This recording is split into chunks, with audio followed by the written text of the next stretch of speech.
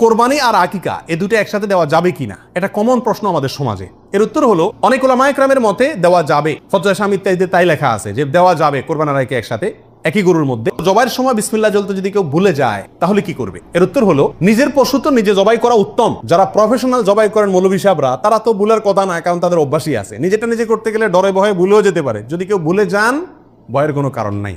মুসলমান যদি ভুলেও যায় তবুও সেই পশু হালাল হবে, খাওয়া হারাম হবে না।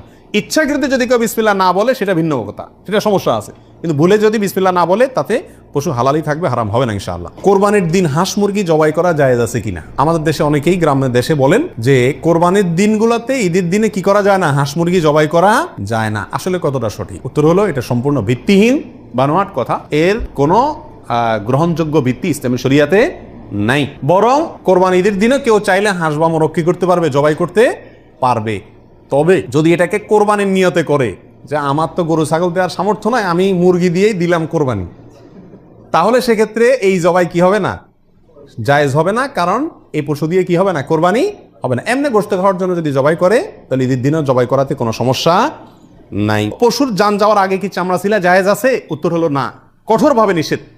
আমাদের দেশে কসাইরা এবং যারা চামড়া ছিলে নিজেরা অনেক সময় দেখা যায় জান এখনো পুরো বাইর হয় না, রু বাইর হয় না, তার আগেই ওই পায়ের রগ কাটা শুরু করে, চামড়া ছিলা শুরু করে, পুরো নাড়াচাড়া করে। এটা জায়েজ নাই, এটা গুনাহের কাজ। আপনি